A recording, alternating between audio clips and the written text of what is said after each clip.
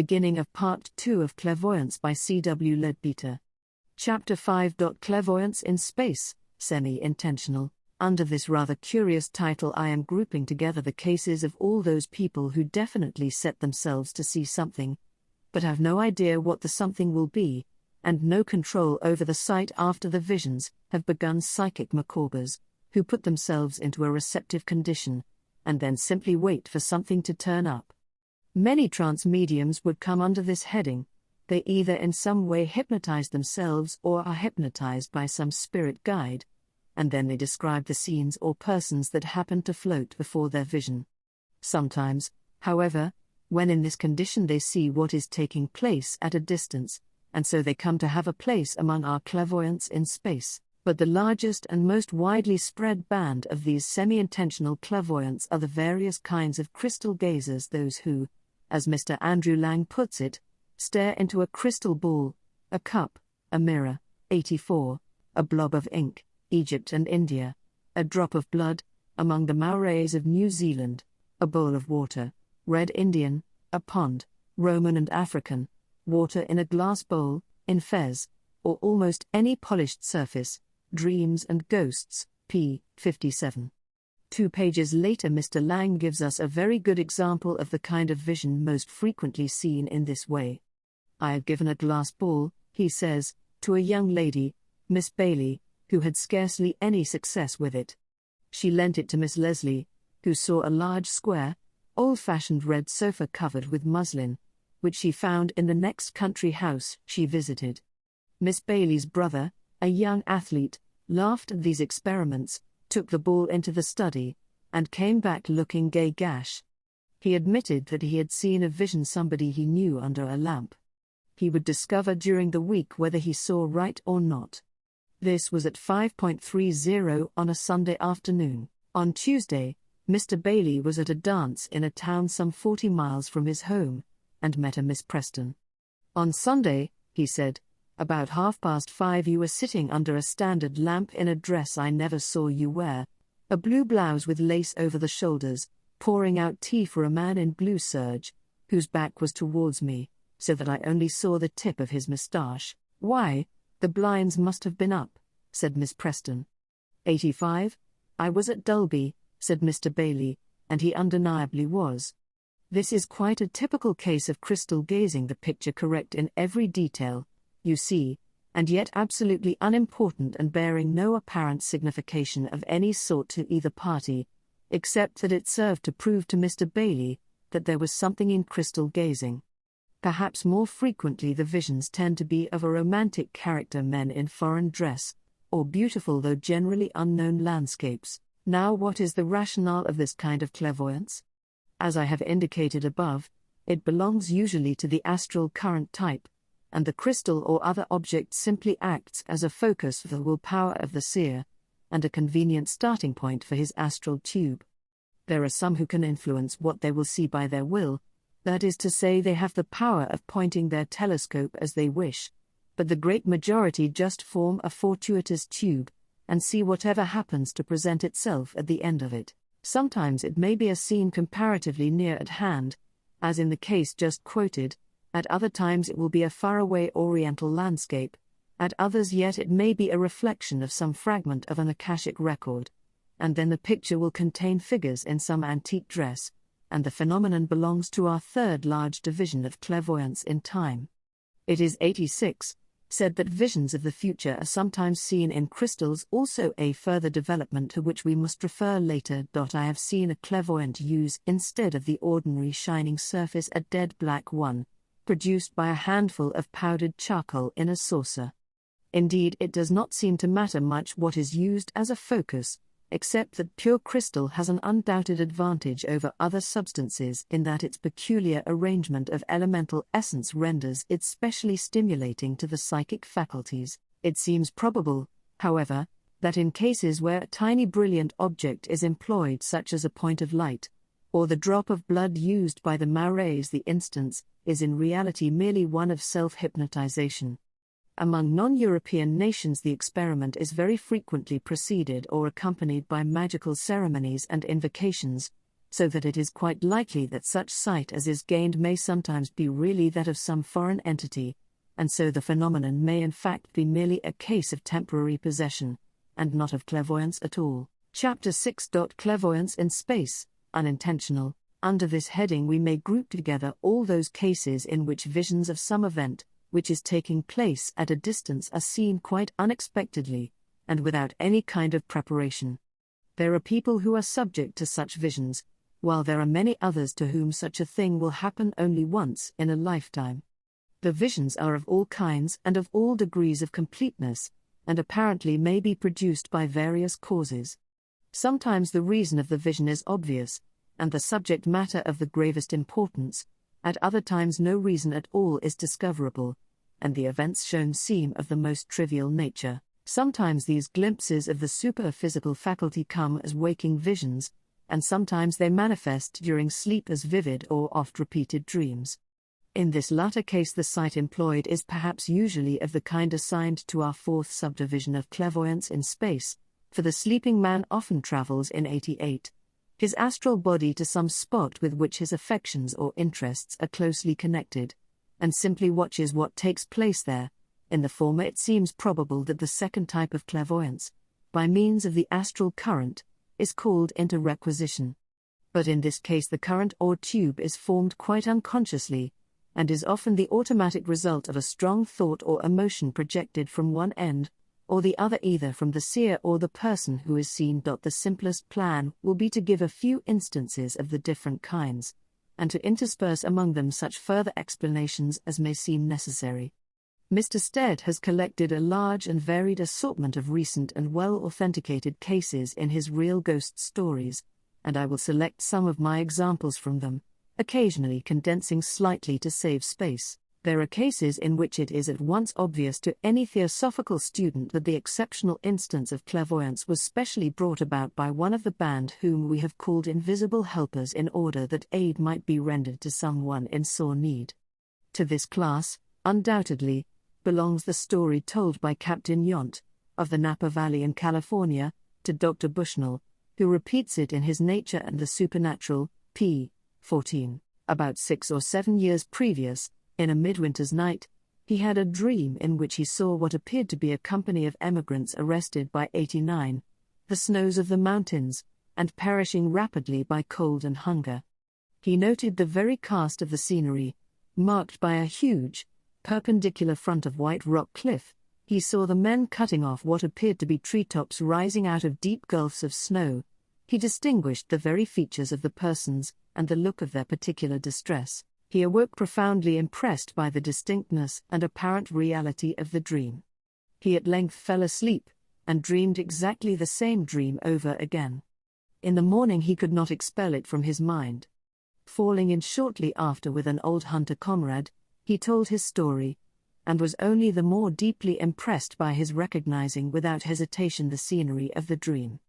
This comrade came over the Sierra by the Carson Valley Pass, and declared that a spot in the pass exactly answered his description. By this the unsophistical patriarch was decided. He immediately collected a company of men, with mules and blankets and all necessary provisions. The neighbors were laughing meantime at his credulity. "No matter," he said, "I am able to do this, and I will, for I verily believe that the fact is according to my dream." The men were sent into the mountains 150 miles distant direct to the Carson Valley Pass, and there they found the company exactly in the condition of the dream, and brought in the remnant alive. 90. Since it is not stated that Captain Yount was in the habit of seeing visions, it seems clear that some helper, observing the forlorn condition of the emigrant party, took the nearest impressionable and otherwise suitable person, who happened to be the captain, to the spot in the astral body, and aroused him sufficiently to fix the scene firmly in his memory. The helper may possibly have arranged an astral current for the captain instead, but the former suggestion is more probable. At any rate the motive, and broadly the method, of the work are obvious enough in this case. Sometimes the astral current may be set going by a strong emotional thought at the other end of the line, and this may happen even though the thinker has no such intention in his mind. In the rather striking story which I am about to quote, It is evident that the link was formed by the doctor's frequent thought about Mrs. Broughton. Yet he had clearly no especial wish that she should see what he was doing at the time. That it was this kind of clairvoyance that was employed is shown by the fixity of her point of view which, be it observed, is not the doctor's point of view sympathetically transferred, as it might have been, since she sees his back without recognizing him. The story is to be found in the Proceedings of the Psychical Research Society, Volume 2, p. 160. 91. Mrs. Broughton awoke one night in 1844, and roused her husband, telling him that something dreadful had happened in France. He begged her to go to sleep again, and not trouble him. She assured him that she was not asleep, when she saw what she insisted on telling him what she saw in fact. First a carriage accident which she did not actually see, but what she saw was the result: a broken carriage, a crowd collected, a figure gently raised and carried into the nearest house, then a figure lying on a bed which she then recognized as the Duke of Orleans. Gradually friends collecting round the bed, among them several members of the French royal family, the Queen, then the King, all silently, tearfully, watching the evidently dying Duke. One man, she could see his back, but did not know who he was a doctor. He stood bending over the Duke, feeling his pulse, with his watch in the other hand. And then all passed away, and she saw no more. As soon as it was daylight, she wrote down in her journal all that she had seen. It was before the days of electric telegraph, and 2 or more days passed before the Times announced the death of the Duke of Orleans. Visiting Paris a short time afterwards, she saw and recognized the place of the accident, and received the explanation of her impression. The doctor who attended the dying Duke was an old friend of hers, and as he watched by 92, the bed his mind had been constantly occupied with her and her family. A commoner instance is that in which strong affection sets up the necessary current. Probably a fairly steady stream of mutual thought is constantly flowing between the two parties in the case, and some sudden need or dire extremity on the part of one of them endues this stream temporarily, with the polarizing power, which is needful to create the astral telescope. An illustrative example is quoted from the same Proceedings, Volume 1, p. 30. On September 9, 1848, at the siege of Multan, Major General R. C.B., then adjutant of his regiment, was most severely and dangerously wounded, and, supposing himself to be dying, asked one of the officers with him to take the ring off his finger, and send it to his wife, who at the time was fully 150 miles distant at Firozpur. On the night of September 9, 1848, writes his wife, I was lying on my bed, between sleeping and waking, when I distinctly saw my husband being carried off the field seriously wounded, and heard his voice saying, take this ring off my finger, and send it to my wife. All the next day I could not get the sight or the voice out of my mind. In due time I heard of General A having been severely wounded in the assault of Multan. He survived, however, and is still living. It was not 93, for some time after the siege, that I heard from General L., the officer who helped to carry my husband off the field, that the request as to the ring was actually made by him, just as I heard it at Firozpur at that very time. Then there is the very large class of casual clairvoyant visions, which have no traceable cause, which are apparently quite meaningless, and have no recognizable relation to any events known to the seer. To this class belong many of the landscapes seen by some people just before they fall asleep. I quote a capital and very realistic account of an experience of this sort from Mr. W. T. Stead's Real Ghost Stories, p. 65. I got into bed, but was not able to go to sleep. I shut my eyes and waited for sleep to come. Instead of sleep, however, there came to me a succession of curiously vivid clairvoyant pictures. There was no light in the room, and it was perfectly dark. I had my eyes shut also. But notwithstanding the darkness, I suddenly was conscious of looking at a scene of singular beauty. It was as if I saw a living miniature about the size of a magic lantern slide. At this moment I can recall the scene as if I saw it again. It was a seaside piece. The moon was shining upon the water, which rippled slowly onto the beach. Right before me a long mole ran into the water. On either side of the mole irregular rocks stood up above the sea level. On the shore stood several 94 houses, square and rude, which resembled nothing that I had ever seen in house architecture. No one was stirring, but the moon was there and the sea and the gleam of the moonlight on the rippling waters, just as if I had been looking on the actual scene. It was so beautiful that I remember thinking that if it continued I should be so interested in looking at it that I should never go to sleep. I was wide awake, and at the same time that I saw the scene I distinctly heard the dripping of the rain outside the window. Then suddenly, without any apparent object or reason, the scene changed, the moonlit sea vanished, and in its place I was looking right into the interior of a reading room. It seemed as if it had been used as a schoolroom in the daytime, and was employed as a reading room in the evening. I remember seeing one reader who had a curious resemblance to Tim Harrington, although it was not he, hold up a magazine or book in his hand and laugh. It was not a picture, it was there. The scene was just as if you were looking through an opera glass. You saw the play of the muscles, the gleaming of the eye, every movement of the unknown persons in the unnamed place into which you were gazing. I saw all that without opening my eyes, nor did my eyes have anything to do with it. You see such things as these as it were with another sense which is more inside your head than in your eyes. 95. This was a very poor and paltry experience, but it enabled me to understand better how it is that clairvoyants see than any amount of disquisition. The pictures were apropos of nothing, they had been suggested by nothing I had been reading or talking of. They simply came as if I had been able to look through a glass at what was occurring somewhere else in the world. I had my peep, and then it passed, nor have I had a recurrence of a similar experience. Mr. Stead regards that as a poor and paltry experience, and it may perhaps be considered so when compared with the greater possibilities, yet I know many students who would be very thankful to have even so much of direct personal experience to tell.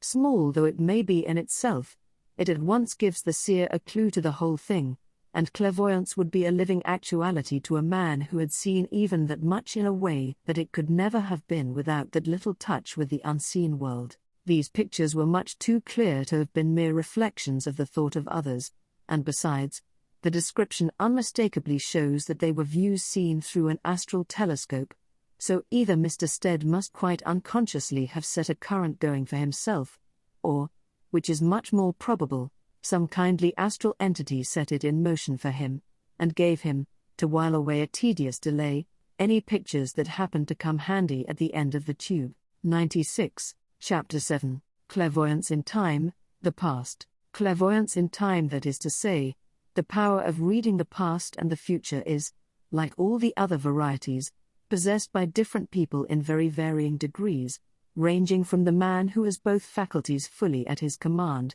down to one who only occasionally gets involuntary and very imperfect glimpses or reflections of these scenes of other days. A person of the latter type might have, let us say, a vision of some event in the past, but it would be liable to the most serious distortion, and even if it happened to be fairly accurate, it would almost certainly be a mere isolated picture, and he would probably be quite unable to relate it to what had occurred before or after it, or to account for anything unusual which might appear in it.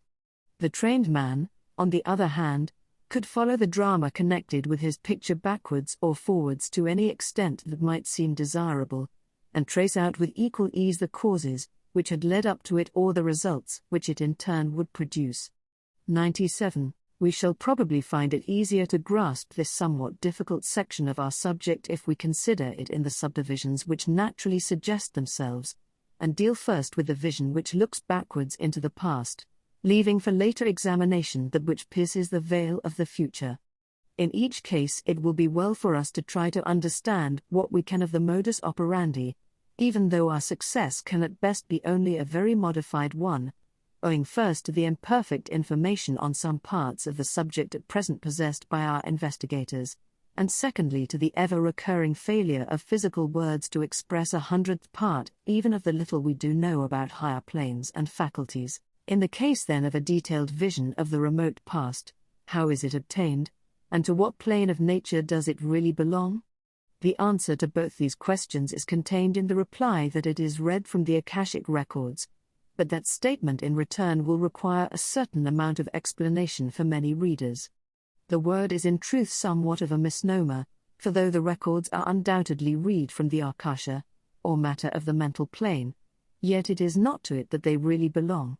Still worse is the alternative title, Records of the Astral Light, which has sometimes been employed, for these records lie far beyond the astral plane, and all that can be obtained on it are only broken glimpses of a kind 98, of double reflection of them, as will presently be explained. Like so many others of our theosophical terms, the word Akasha has been very loosely used. In some of our earlier books it was considered as synonymous with astral light, and in others it was employed to signify any kind of invisible matter, from mere Laprakriti down to the physical ether. In later books its use has been restricted to the matter of the mental plane, and it is in that sense that the records may be spoken of as Akashic, for although they are not originally made on that plane any more than on the astral, yet it is there that we first come definitely into contact with them, and find it possible to do reliable work with them. This subject of the records is by no means an easy one to deal with, for it is one of that numerous class which requires for its perfect comprehension faculties of a far higher order than any which humanity has yet evolved. The real solution of its problems lies on planes far beyond any that we can possibly know at present, and any view that we take of it must necessarily be of the most imperfect character, since we cannot but look at it from below instead of from above. The idea which we form of it must therefore be only partial, yet it need not mislead us unless we allow ourselves to think of the tiny fragment, which is all that we can see as though it were the perfect whole.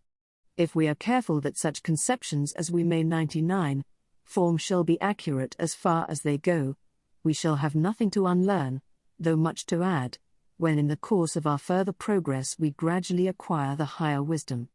Be it understood then at the commencement, that a thorough grasp of our subject is an impossibility at the present stage of our evolution, and that many points will arise as to which no exact explanation is yet obtainable, though it may often be possible to suggest analogies, and to indicate the lines along which an explanation must lie. Let us then try to carry back our thoughts to the beginning of this solar system to which we belong.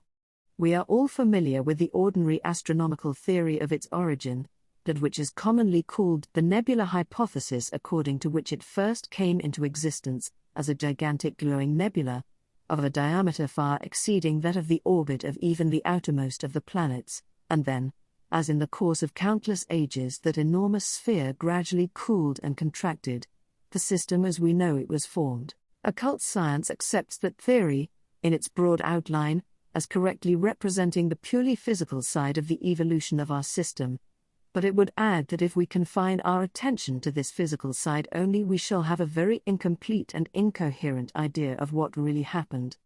It would postulate, to begin with, that the exalted being who undertakes 100, the formation of a system, whom we sometimes call the logos of the system, first of all forms in his mind a complete conception of the whole of it with all its successive chains of worlds.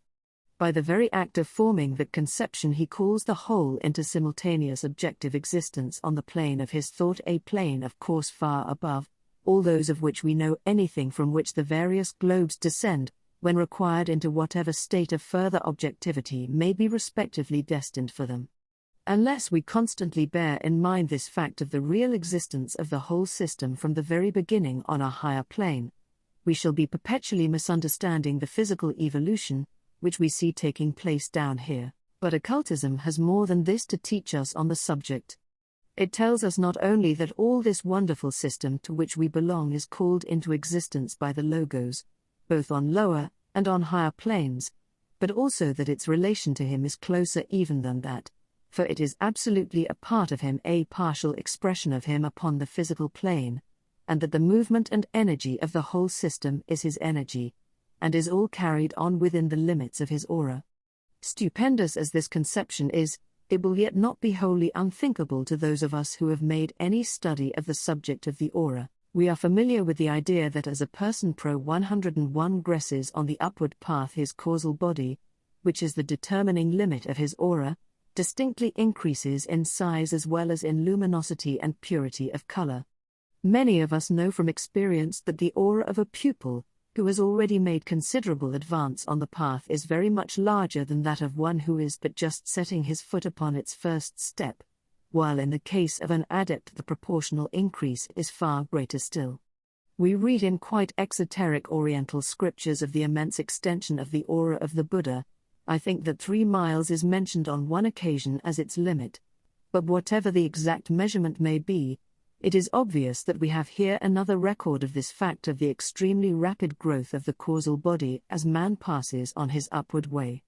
There can be little doubt that the rate of this growth would itself increase in geometrical progression, so that it need not surprise us to hear of an adept on a still higher level whose aura is capable of including the entire world at once, and from this we may gradually lead our minds up to the conception that there is a being so exalted as to comprehend within himself the whole of our solar system. And we should remember that, enormous as this seems to us, it is but as the tiniest drop in a vast ocean of space, so of the Logos, who has in him all the capacities and qualities with which we can possibly endow the highest God we can imagine. It is literally true, as 102 was said of old, that of him and through him, and to him are all things, and in him we live and move, and have our being. Now if this be so, it is clear that whatever happens within our system happens absolutely within the consciousness of its Logos, and so we at once see that the true record must be his memory, and furthermore, it is obvious that on whatever plane that wondrous memory exists, it cannot but be far above anything that we know, and consequently whatever records we may find ourselves able to read must be only a reflection of that great dominant fact, mirrored in the denser media of the lower planes. On the astral plane it is at once evident that this is so, that what we are dealing with is only a reflection of a reflection, and an exceedingly imperfect one, for such records as can be reached there are fragmentary in the extreme, and often seriously distorted. We know how universally water is used as a symbol of the astral light, and in this particular case it is a remarkably apt one. From the surface of still water we may get a clear reflection of the surrounding objects, just as from a mirror, but at the best it is only a reflection, a representation in 2 dimensions of 3-dimensional objects, and therefore differing in all its qualities, except color, from that which it represents, and in addition to this, it is always reversed. 103. But let the surface of the water be ruffled by the wind, and what do we find then? A reflection still, certainly, but so broken up and distorted as to be quite useless or even misleading as a guide to the shape and real appearance of the objects reflected. Here and there for a moment we might happen to get a clear reflection of some minute part of the scene of a single leaf from a tree, for example, but it would need long labor and considerable knowledge of natural laws to build up anything like a true conception of the object reflected by putting together even a large number of such isolated fragments of an image of it. Now in the astral plane we can never have anything approaching to what we have imaged as a still surface, but on the contrary we have always to deal with one in rapid and bewildering motion. Judge, therefore, how little we can depend upon getting a clear and definite reflection.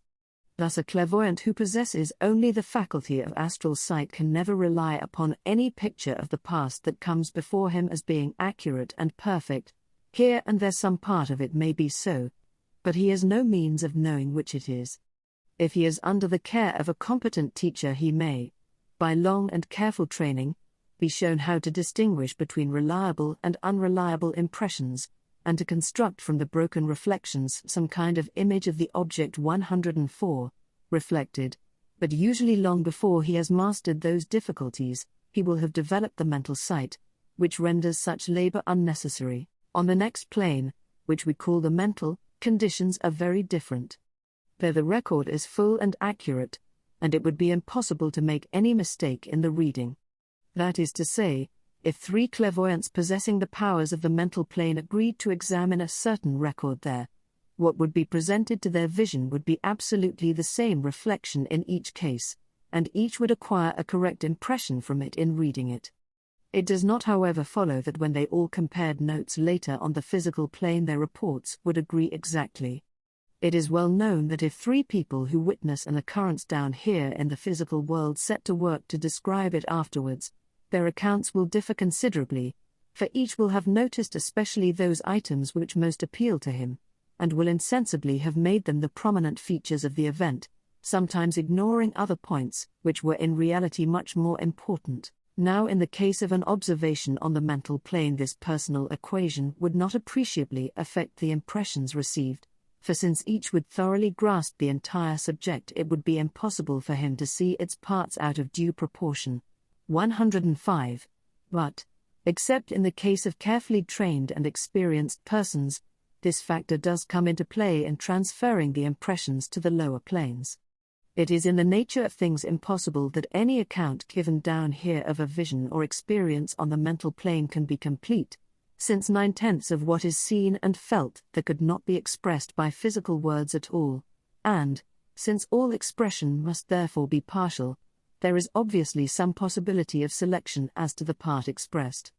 It is for this reason that in all our theosophical investigations of recent years so much stress has been laid upon the constant checking and verifying of clairvoyant testimony, nothing which rests upon the vision of one person only having been allowed to appear in our later books. But even when the possibility of error from this factor of personal equation has been reduced to a minimum by a careful system of counter-checking, there still remains the very serious difficulty which is inherent in the operation of bringing down impressions from a higher plane to a lower one. This is something analogous to the difficulty experienced by a painter in his endeavor to reproduce a three-dimensional landscape on a flat surface, that is, practically in 2 dimensions. Just as the artist needs long and careful training of eye and hand before he can produce a satisfactory representation 106 of nature, so does the clairvoyant need long and careful training before he can describe accurately on a lower plane what he sees on a higher one, and the probability of getting an exact description from an untrained person is about equal to that of getting a perfectly finished landscape from one who has never learnt how to draw. It must be remembered, too, that the most perfect picture is in reality infinitely far from being a reproduction of the scene which it represents, for hardly a single line or angle in it can ever be the same as those in the object copied. It is simply a very ingenious attempt to make upon one only of our 5 senses, by means of lines and colors on a flat surface, an impression similar to that which would have been made if we had actually had before us the scene depicted.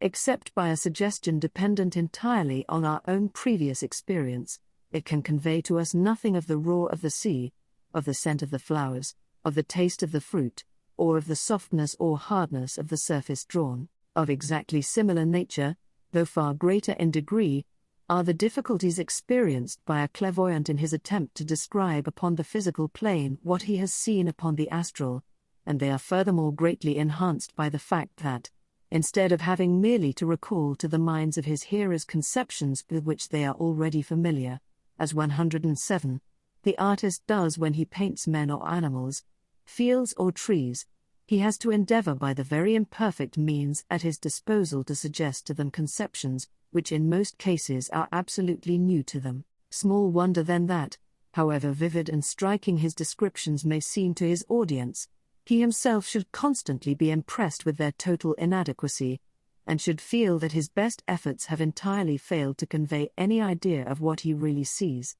And we must remember that in the case of the report, given down here of a record read on the mental plane, this difficult operation of transference from the higher to the lower has taken place not once but twice, since the memory has been brought through the intervening astral plane. Even in a case where the investigator has the advantage of having developed his mental faculties, so that he has the use of them while awake in the physical body, he is still hampered by the absolute incapacity of physical language to express what he sees. Try for a moment to realize fully what is called the 4th dimension, of which we said something in an earlier chapter. It is easy enough to think of our own 3 dimensions to image in our minds the length, breadth and height of any object, and we see that each of these 3 dimensions is expressed by a line at right angles to both of the others. The idea of the 4th dimension is that it might be possible to draw 108, a 4th line which shall be at right angles to all 3 of those already existing. Now the ordinary mind cannot grasp this idea in the least, though some few who have made a special study of the subject have gradually come to be able to realize one or two very simple four-dimensional figures. Still, no words that they can use on this plane can bring any image of these figures before the minds of others, and if any reader, who has not specially trained himself along that line, will make the effort to visualize such a shape, he will find it quite impossible. Now, to express such a form clearly in physical words would be, in effect, to describe accurately a single object on the astral plane, but in examining the records on the mental plane, we should have to face the additional difficulties of a fifth dimension. So that the impossibility of fully explaining these records will be obvious to even the most superficial observation. We have spoken of the records as the memory of the logos, yet they are very much more than a memory in an ordinary sense of the word. Hopeless as it may be to imagine how these images appear from his point of view, we yet know that as we rise higher and higher we must be drawing nearer to the true memory, must be seeing more nearly as he sees, so that great interest attaches to the experience of the clairvoyant with reference to these records, when he stands upon the Buddhic plane, the highest 109, which his consciousness can reach even when away from the physical body, until he attains the level of the arhats. Here time and space no longer limit him, he no longer needs, as on the mental plane, to pass a series of events in review, for past, present and future are all alike simultaneously present to him, meaningless as that sounds down here. Indeed, infinitely below the consciousness of the logos as even that exalted plane is, it is yet abundantly clear from what we see there that to him the record must be far more than what we call a memory, for all that has happened in the past, and all that will happen in the future is happening now before his eyes, just as are the events of what we call the present time. Utterly incredible, wildly incomprehensible, of course, to our limited understanding, yet absolutely true for all that. Naturally, we could not expect to understand at our present stage of knowledge how so marvelous a result is produced, and to attempt an explanation would only be to involve ourselves in a mist of words from which we should gain no real information. Yet a line of thought recurs to my mind which perhaps suggests the direction in which it is possible that that explanation may lie, and whatever helps us to realize that so astounding a statement may after all not be wholly impossible will be of assistance in broadening our minds. 110. Some 30 years ago I remember reading a very curious little book, called, I think, The Stars and the Earth, the object of which was to endeavor to show how it was scientifically possible that to the mind of God the past and the present might be absolutely simultaneous. Its arguments struck me at the time as decidedly ingenious, and I will proceed to summarize them, as I think they will be found somewhat suggestive in connection with the subject which we have been considering. When we see anything, whether it be the book which we hold in our hands or a star millions of miles away, we do so by means of a vibration in the ether, commonly called a ray of light, which passes from the object seen to our eyes. Now the speed with which this vibration passes is so great, about 186,000 miles in a second, that when we are considering any object in our own world, we may regard it as practically instantaneous. When, however, we come to deal with interplanetary distances, we have to take the speed of light into consideration, for an appreciable period is occupied in traversing these vast spaces. For example, it takes 8 minutes and a quarter for light to travel to us from the sun, so that when we look at the solar orb we see it by means of a ray of light which left it more than 8 minutes ago. From this follows a very curious result. The ray of light by which we see the sun can obviously report 111, to us only the state of affairs which existed in that luminary, when it started on its journey, and would not be in the least affected by anything that happened there after it left, so that we really see the sun not as he is, but as he was 8 minutes ago. That is to say that if anything important took place in the sun, the formation of a new sunspot, for instance an astronomer who was watching the orb through his telescope at the time would be quite unaware of the incident while it was happening, since the ray of light bearing the news would not reach him until more than 8 minutes later. The difference is more striking when we consider the fixed stars, because in their case the distances are so enormously greater. The pole star, for example, is so far off that light, traveling at the inconceivable speed above mentioned, takes a little more than 50 years to reach our eyes, and from that follows the strange but inevitable inference that we see the pole star, not as and where it is at this moment, but as and where it was 50 years ago. Nay, if tomorrow some cosmic catastrophe were to shatter the pole star into fragments, we should still see it peacefully shining in the sky all the rest of our lives. Our children would grow up to middle age, and gather their children about them in turn before the news of that tremendous accident reached any terrestrial eye. In the same way, there are other stars so far distant, 112, that light takes thousands of years to travel from them to us, and with reference to their condition our information is therefore thousands of years behind time. Now carry the argument a step farther. Suppose that we were able to place a man at the distance of 186,000 miles from the Earth, and yet to endow him with the wonderful faculty of being able from that distance to see what was happening here as clearly as though he was still close beside us. It is evident that a man so placed would see everything a second after the time when it really happened, and so at the present moment he would be seeing what happened a second ago. Double the distance, and he would be 2 seconds behind time, and so on. Remove him to the distance of the sun, still allowing him to preserve the same mysterious power of sight, and he would look down and watch you doing not what you are doing now, but what you were doing 8 minutes and a quarter ago. Carry him away to the pole star, and he would see passing before his eyes the events of 50 years ago. He would be watching the childish gambols of those who at the very same moment were really middle-aged men.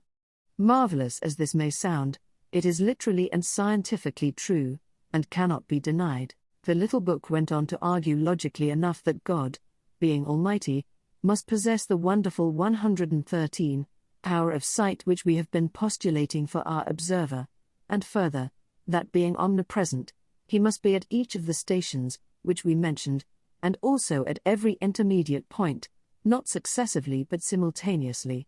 Granting these premises, the inevitable deduction follows that everything which has ever happened from the very beginning of the world must be at this very moment taking place before the eye of God, not a mere memory of it, but the actual occurrence itself being now under his observation. All this is materialistic enough, and on the plane of purely physical science, and we may therefore be assured that it is not the way in which the memory of the Logos acts, yet it is neatly worked out and absolutely incontrovertible, and as I have said before, it is not without its use, since it gives us a glimpse of some possibilities which otherwise might not occur to us. But, it may be asked, how is it possible, amid the bewildering confusion of these records of the past, to find any particular picture when it is wanted? As a matter of fact, the untrained clairvoyant usually cannot do so without some special link to put him en rapport with the subject required. Psychometry is an instance in point, and it is quite probable that our ordinary memory is really only another presentment of the same idea. It seems as though there 114 were a sort of magnetic attachment or affinity between any particle of matter and the record, which contains its history and affinity, which enables it to act as a kind of conductor between that record and the faculties of anyone who can read it. For example, I once brought from Stonehenge a tiny fragment of stone, not larger than a pin's head, and on putting this into an envelope, and handing it to a psychometer who had no idea what it was, she at once began to describe that wonderful ruin and the desolate country surrounding it, and then went on to picture vividly what were evidently scenes from its early history, showing that that infinitesimal fragment had been sufficient to put her into communication with the records connected with the spot from which it came. The scenes through which we pass in the course of our life seem to act in the same manner upon the cells of our brain as did the history of Stonehenge upon that particle of stone. They establish a connection with those cells by means of which our mind is put en rapport with that particular portion of the records, and so we remember what we have seen. Even a trained clairvoyant needs some link to enable him to find the record of an event of which he has no previous knowledge. If, for example, he wished to observe the landing of Julius Caesar on the shores of England, there are several ways in which 115 he might approach the subject. If he happened to have visited the scene of the occurrence, the simplest way would probably be to call up the image of that spot, and then run back through its records until he reached the period desired. If he had not seen the place, He might run back in time to the date of the event, and then search the channel for a fleet of Roman galleys, or he might examine the records of Roman life at about that period, where he would have no difficulty in identifying so prominent a figure as Caesar, or in tracing him when found through all his Gallic wars, until he set his foot upon British land. People often inquire as to the aspect of these records, whether they appear near or far away from the eye, whether the figures in them are large or small, whether the pictures follow one another as in a panorama or melt into one another like dissolving views, and so on. One can only reply that their appearance varies to a certain extent according to the conditions under which they are seen. Upon the astral plane, the reflection is most often a simple picture, though occasionally the figures seen would be endowed with motion. In this latter case, instead of a mere snapshot, a rather longer and more perfect reflection has taken place. On the mental plane, they have two widely different aspects. When the visitor to that plane is not thinking specially of them in any way, the records, simply 116, form a background to whatever is going on, just as the reflections in a pier glass at the end of a room might form a background to the life of the people in it. It must always be borne in mind that under these conditions they are really merely reflections from the ceaseless activity of a great consciousness upon a far higher plane, and have very much the appearance of an endless succession of the recently invented cinematograph, or living photographs.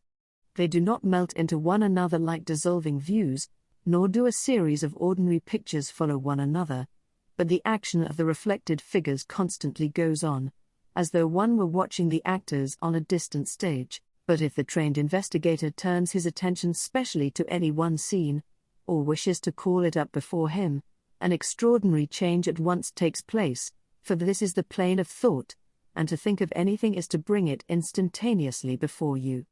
For example, if a man wills to see the record of that event to which we before referred, the landing of Julius Caesar, he finds himself in a moment not looking at any picture, but standing on the shore among the legionaries, with the whole scene being enacted around him, precisely in every respect as he would have seen it if he had stood there in the flesh on that autumn morning in the year 55 BC. Since what he sees is but a reflection, the actors are of 117, course entirely unconscious of him, nor can any effort of his change the course of their action in the smallest degree, except only that he can control the rate at which the drama shall pass before him, can have the events of a whole year rehearsed before his eyes in a single hour, or can at any moment stop the movement altogether, and hold any particular scene in view as a picture as long as he chooses. In truth, he observes not only what he would have seen if he had been there at the time in the flesh, but much more.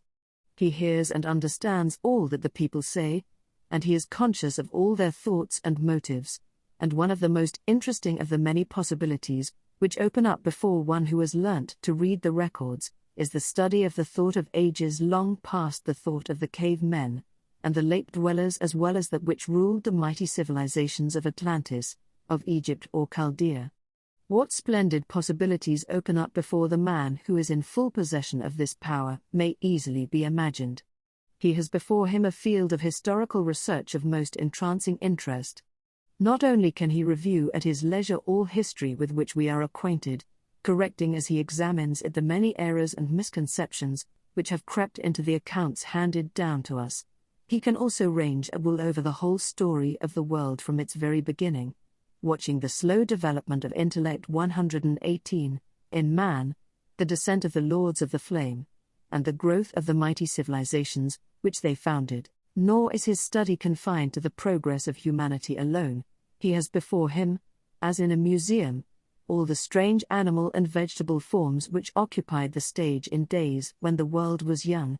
He can follow all the wonderful geological changes which have taken place, and watch the course of the great cataclysms, which have altered the whole face of the earth again and again. In one especial case an even closer sympathy with the past is possible to the reader of the records. If in the course of his inquiries he has to look upon some scene in which he himself has in a former birth taken part, he may deal with it in two ways.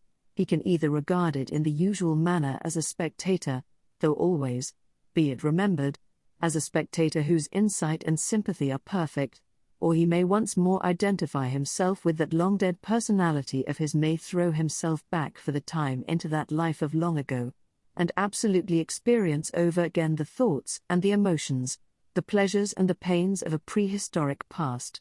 No wilder and more vivid adventures can be conceived than some of those through which he thus may pass, yet through it all he must never lose hold of the consciousness of his own individuality, must retain the power to return at will to his present personality. 119. It is often asked how it is possible for an investigator accurately to determine the date of any picture from the far distant past which he disinters from the records. The fact is that it is sometimes rather tedious work to find an exact date, but the thing can usually be done if it is worthwhile to spend the time and trouble over it. If we are dealing with Greek or Roman times, the simplest method is usually to look into the mind of the most intelligent person present in the picture, and see what date he supposes it to be, or the investigator might watch him writing a letter or other document and observe what date, if any, was included in what was written. When once the Roman or Greek date is thus obtained, to reduce it to our own system of chronology is merely a matter of calculation. Another way which is frequently adopted is to turn from the scene under examination to a contemporary picture in some great and well-known city such as Rome, and note what monarch is reigning there, or who are the consuls for the year, and when such data are discovered, a glance at any good history will give the rest. Sometimes a date can be obtained by examining some public proclamation, or some legal document.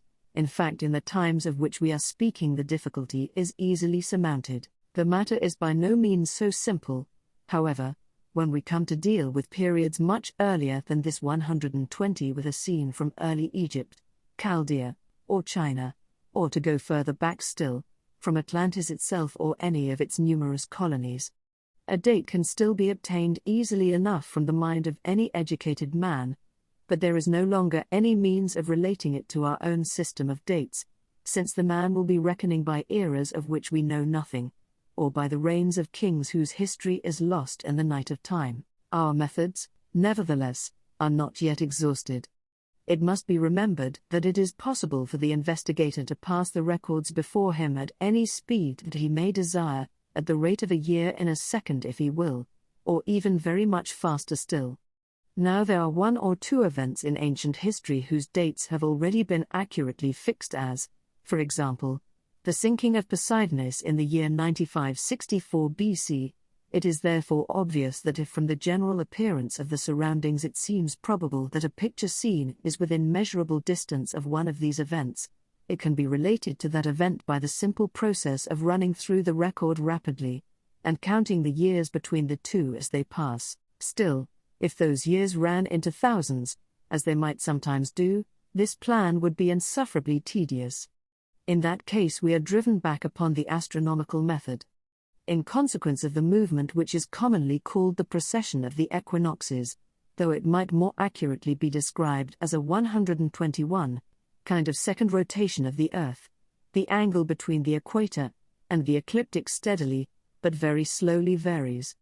Thus, after long intervals of time we find the pole of the Earth no longer pointing towards the same spot in the apparent sphere of the heavens, or in other words, our pole star is not, as at present, Alpha Urs Minoris, but some other celestial body, and from this position of the pole of the Earth, which can easily be ascertained by careful observation of the night sky of the picture under consideration, an approximate date can be calculated without difficulty. In estimating the date of occurrences which took place millions of years ago in earlier races, the period of a secondary rotation, or the precession of the equinoxes, is frequently used as a unit, but of course absolute accuracy is not usually required in such cases, round numbers being sufficient for all practical purposes in dealing with epochs so remote. The accurate reading of the records, whether of one's own past lives or those of others, must not, however, be thought of as an achievement possible to anyone without careful previous training.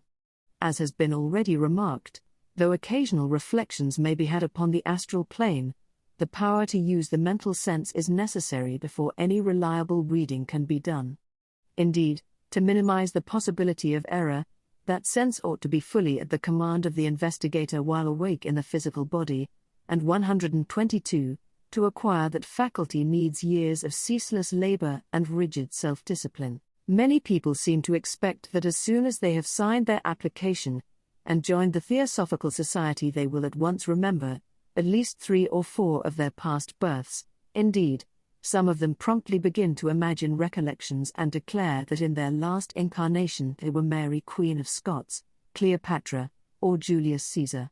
Of course, such extravagant claims simply bring discredit upon those who are so foolish as to make them, but unfortunately some of that discredit is liable to be reflected, however unjustly, upon the society to which they belong, so that a man who feels seething within him the conviction that he was Homer or Shakespeare would do well to pause and apply common-sense tests on the physical plane before publishing the news to the world. It is quite true that some people have had glimpses of scenes from their past lives in dreams, but naturally these are usually fragmentary and unreliable. I had myself in earlier life an experience of this nature.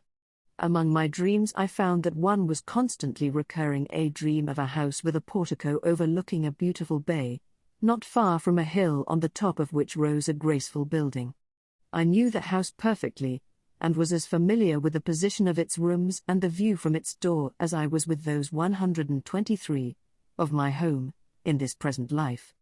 In those days I knew nothing about reincarnation, so that it seemed to me simply a curious coincidence that this dream should repeat itself so often, and it was not until some time after I had joined the society that, when one who knew was showing me some pictures of my last incarnation, I discovered that this persistent dream had been in reality a partial recollection, and that the house which I knew so well was the one in which I was born more than 2,000 years ago. But although there are several cases on record in which some well-remembered scene has thus come through from one life to another, a considerable development of occult faculty is necessary before an investigator can definitely trace a line of incarnations, whether they be his own or another man's. This will be obvious if we remember the conditions of the problem which has to be worked out. To follow a person from this life to the one preceding it, it is necessary first of all to trace his present life backwards to his birth, and then to follow up in reverse order the stages by which the ego descended into incarnation. This will obviously take us back eventually to the condition of the ego upon the higher levels of the mental plane, so it will be seen that to perform this task effectually the investigator must be able to use the sense corresponding to that exalted level while awake in his physical body in 124, other words, his consciousness must be centered in the reincarnating ego itself, and no longer in the lower personality. In that case, the memory of the ego being aroused, his own past incarnations will be spread out before him like an open book, and he would be able, if he wished, to examine the conditions of another ego upon that level and trace him backwards through the lower mental and astral lives which led up to it, until he came to the last physical death of that ego, and through it to his previous life. There is no way but this in which the chain of lives can be followed through with absolute certainty, and consequently we may at once put aside as conscious or unconscious impostors those people who advertise that they are able to trace out anyone's past incarnations for so many shillings a head.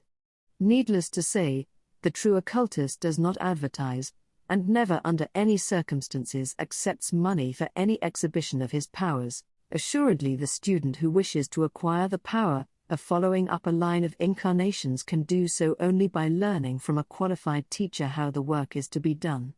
There have been those who persistently asserted that it was only necessary for a man to feel good and devotional and brotherly, and all the wisdom of the ages would immediately flow in upon him.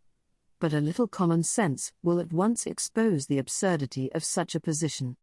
How 125 ever good a child may be, if he wants to know the multiplication table he must set to work and learn it, and the case is precisely similar with the capacity to use spiritual faculties.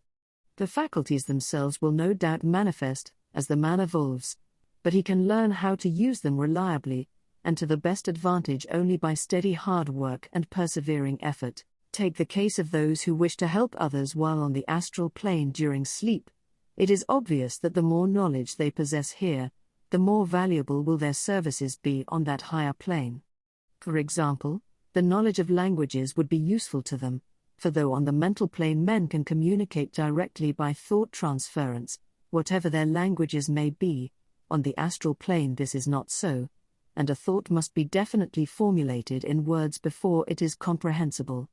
If, therefore, you wish to help a man on that plane, you must have some language in common by means of which you can communicate with him, and consequently the more languages you know the more widely useful you will be. In fact, there is perhaps no kind of knowledge for which a use cannot be found in the work of the occultist. It would be well for all students to bear in mind that occultism is the apotheosis of common sense, and that every vision which comes to them is not necessarily a picture from the Akashic records, nor 126, every experience a revelation from on high. It is better far to err on the side of healthy skepticism than of over-credulity, and it is an admirable rule never to hunt about for an occult explanation of anything when a plain and obvious physical one is available.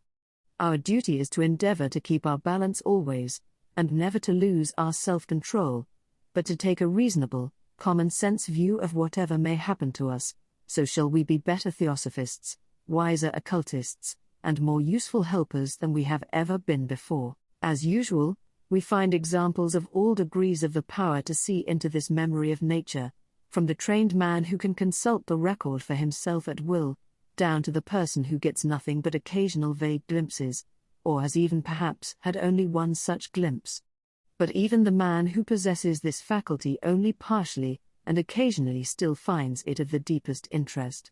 The psychometer, who needs an object physically connected with the past in order to bring it all into life again around him, and the crystal gazer who can sometimes direct his less certain astral telescope to some historic scene of long ago, may both derive the greatest enjoyment from the exercise of their respective gifts, even though they may not always understand exactly how their results are produced, and may not have them fully under control under all circumstances.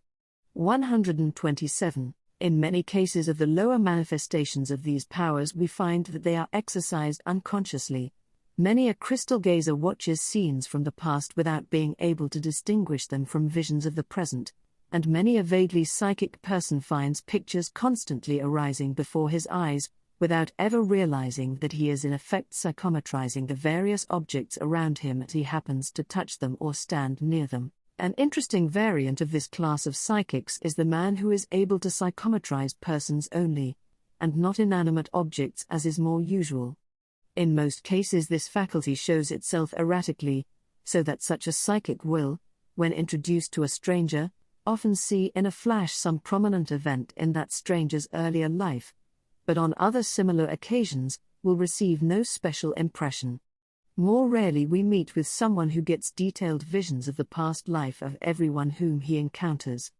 Perhaps one of the best examples of this class was the German writer Schocker, who describes in his autobiography this extraordinary power, of which he found himself possessed.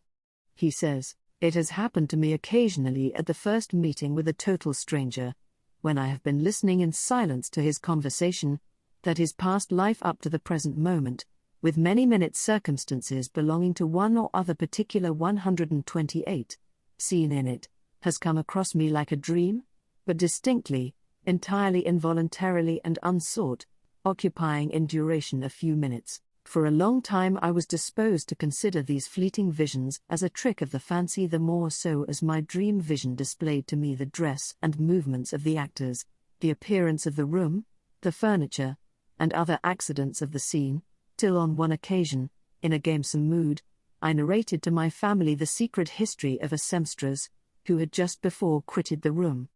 I had never seen the person before. Nevertheless the hearers were astonished, and laughed and would not be persuaded, but that I had a previous acquaintance with the former life of the person, inasmuch as what I had stated was perfectly true. I was not less astonished to find that my dream vision agreed with reality.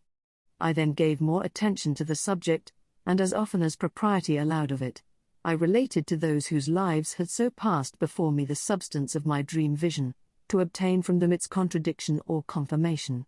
On every occasion its confirmation followed, not without amazement on the part of those who gave it. On a certain fair day I went into the town of Waldshut accompanied by 2 young foresters, who are still alive. It was evening, and, Tired with our 129 walk, we went into an inn called the Vine. We took our supper with a numerous company at the public table, when it happened that they made themselves merry over the peculiarities and simplicity of the Swiss in connection with the belief in mesmerism, Lavater's physiognomical system and the like. One of my companions, whose national pride was touched by their raillery, begged me to make some reply, particularly in answer to a young man of superior appearance who sat opposite, and had indulged in unrestrained ridicule. It happened that the events of this person's life had just previously passed before my mind. I turned to him with a question whether he would reply to me with truth and candor if I narrated to him the most secret passages of his history, he being as little known to me as I to him. That would, I suggested, go something beyond Lavater's physiognomical skill. He promised if I told the truth to admit it openly. Then I narrated the events with which my dream vision had furnished me, and the table learnt the history of the young tradesman's life, of his school years, his peccadilloes, and, finally, of a little act of roguery committed by him on the strong books of his employer.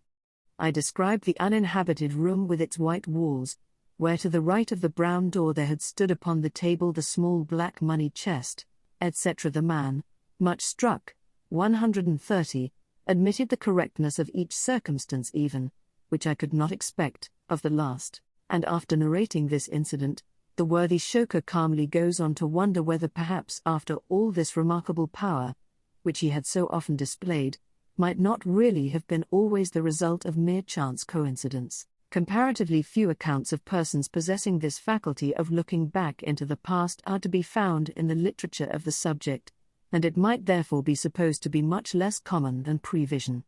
I suspect, however, that the truth is rather that it is much less commonly recognized. As I said before, it may very easily happen that a person may see a picture of the past without recognizing it as such, unless there happens to be in it something which attracts special attention, such as a figure in armor or in antique costume. A prevision also might not always be recognized as such at the time, but the occurrence of the event foreseen recalls it vividly at the same time that it manifests its nature, so that it is unlikely to be overlooked. It is probable, therefore, that occasional glimpses of these astral reflections of the Akashic records are commoner than the published accounts would lead us to believe. Chapter 8, Clairvoyance in Time, the Future. Even if, in a dim sort of way, we feel ourselves able to grasp the idea that the whole of the past may be simultaneously and actively present in a sufficiently exalted consciousness, we are confronted by a far greater difficulty when we endeavor to realize how all the future may also be comprehended in that consciousness. If we could believe in the Mohammedan doctrine of Kismet, or the Calvinistic theory of predestination, the conception would be easy enough. But knowing as we do that both these are grotesque distortions of the truth, we must look round for a more acceptable hypothesis. There may still be some people who deny the possibility of prevision, but such denial simply shows their ignorance of the evidence on the subject. The large number of authenticated cases leaves no room for doubt as to the fact, but many of them are of such a nature as to render a reasonable explanation by no means easy to find. It is evident that the ego 132 possesses a certain amount of previsional faculty, and if the events foreseen were always of great importance, one might suppose that an extraordinary stimulus had enabled him for that occasion only to make a clear impression of what he saw upon his lower personality. No doubt that is the explanation of many of the cases in which death or grave disaster is foreseen, but there are a large number of instances on record to which it does not seem to apply, since the events foretold are frequently exceedingly trivial and unimportant. A well-known story of second sight in Scotland will illustrate what I mean. A man who had no belief in the occult was forewarned by a Highland seer of the approaching death of a neighbour. The prophecy was given with considerable wealth of detail, including a full description of the funeral, with the names of the 4 pallbearers and others who would be present. The auditor seems to have laughed at the whole story and promptly forgotten it, but the death of his neighbour at the time foretold recalled the warning to his mind, and he determined to falsify part of the prediction at any rate by being one of the pallbearers himself. He succeeded in getting matters arranged as he wished, but just as the funeral was about to start, he was called away from his post by some small matter which detained him only a minute or two. As he came hurrying back, he saw with 133, surprised that the procession had started without him, and that the prediction had been exactly fulfilled, for the 4 pallbearers were those who had been indicated in the vision. Now here is a very trifling matter, which could have been of no possible importance to anybody, definitely foreseen months beforehand, and although a man makes a determined effort to alter the arrangement indicated, he fails entirely to affect it in the least. Certainly this looks very much like predestination, even down to the smallest detail, and it is only when we examine this question from higher planes that we are able to see our way to escape that theory. Of course, as I said before about another branch of the subject, a full explanation eludes us as yet, and obviously must do so until our knowledge is infinitely greater than it is now. The most that we can hope to do for the present is to indicate the line along which an explanation may be found. There is no doubt whatever that, just as what is happening now is the result of causes set in motion in the past, so what will happen in the future will be the result of causes already in operation. Even down here we can calculate that if certain actions are performed, certain results will follow, but our reckoning is constantly liable to be disturbed by the interference of factors which we have not been able to take into account. But if we raise our consciousness to the 134 mental plane, we can see very much farther into the results of our actions. We can trace, for example, the effect of a casual word, not only upon the person to whom it was addressed, but through him on many others as it is passed on in widening circles, until it seems to have affected the whole country, and one glimpse of such a vision is far more efficient than any number of moral precepts in impressing upon us the necessity of extreme circumspection in thought, word, and deed. Not only can we from that plane see thus fully the result of every action, but we can also see where, and in what way the results of other actions apparently quite unconnected with it will interfere with and modify it. In fact, it may be said that the results of all causes at present in action are clearly visible, that the future, as it would be if no entirely new causes should arise, lies open before our gaze. New causes of course do arise, because man's will is free, but in the case of all ordinary people the use which they will make of their freedom can be calculated beforehand with considerable accuracy. The average man has so little real will that he is very much the creature of circumstances. His action in previous lives places him amid certain surroundings, and their influence upon him is so very much the most important factor in his life story, that his future course may be predicted with almost mathematical 135 certainty. With the developed man the case is different. For him also the main events of life are arranged by his past actions, but the way in which he will allow them to affect him, the methods by which he will deal with them, and perhaps triumph over them, these are all his own, and they cannot be foreseen even on the mental plane except as probabilities. Looking down on man's life in this way from above, it seems as though his free will could be exercised only at certain crises in his career. He arrives at a point in his life where there are obviously 2 or 3 alternative courses open before him.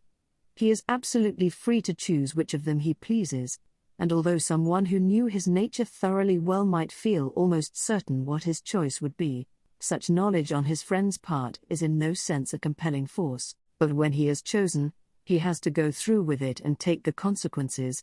Having entered upon a particular path, he may, in many cases, be forced to go on for a very long way before he has any opportunity to turn aside. His position is somewhat like that of the driver of a train. When he comes to a junction he may have the point set either this way or that, and so can pass on to whichever line he pleases, but when he has passed on to one of them he is compelled to run on along the line, which he has 136, selected until he reaches another set of points, where again an opportunity of choice is offered to him. Now, in looking down from the mental plane, these points of new departure would be clearly visible, and all the results of each choice would lie open before us, certain to be worked out even to the smallest detail. The only point which would remain uncertain would be the all-important one as to which choice the man would make. We should, in fact, have not one but several futures mapped out before our eyes, without necessarily being able to determine which of them would materialize itself into accomplished fact. In most instances we should see so strong a probability that we should not hesitate to come to a decision, but the case which I have described is certainly theoretically possible. Still, even this much knowledge would enable us to do with safety a good deal of prediction, and it is not difficult for us to imagine that a far higher power than ours might always be able to foresee which way every choice would go, and consequently to prophesy with absolute certainty. On the Buddhic plane, however, no such elaborate process of conscious calculation is necessary, for, as I said before, in some manner which down here is totally inexplicable, the past, the present, and the future are there all existing simultaneously. One can only accept this fact, for its cause lies in the faculty of the 137 plane, and the way in which this higher faculty works is naturally quite incomprehensible to the physical brain. Yet now and then one may meet with a hint that seems to bring us a trifle nearer to a dim possibility of comprehension. One such hint was given by Dr. Oliver Lodge in his address to the British Association at Cardiff. He said, "A luminous and helpful idea is that time is but a relative mode of regarding things. We progress through phenomena at a certain definite pace, and this subjective advance we interpret in an objective manner, as if events moved necessarily in this order, and at this precise rate. But that may be only one mode of regarding them. The events may be in some sense in existence always, both past and future, and it may be we who are arriving at them, not they which are happening. The analogy of a traveler in a railway train is useful. If he could never leave the train nor alter its pace, he would probably consider the landscapes as necessarily successive, and be unable to conceive their coexistence. We perceive, therefore, a possible fourth-dimensional aspect about time, the inexorableness of whose flow may be a natural part or our present limitations. And if we once grasp the idea that past and future may be actually existing, we can recognize that they may have a controlling influence on all present action, and the two together may constitute the higher plane 138, or totality of things after which, as it seems to me, we are impelled to seek, in connection with the directing of form or determinism, and the action of living beings consciously directed to a definite and preconceived end. Time is not in reality the fourth dimension at all, yet to look at it for the moment from that point of view is some slight help towards grasping the ungraspable. Suppose that we hold a wooden cone at right angles to a sheet of paper, and slowly push it through it point first. A microbe living on the surface of that sheet of paper, and having no power of conceiving anything outside of that surface, could not only never see the cone as a whole, but he could form no sort of conception of such a body at all.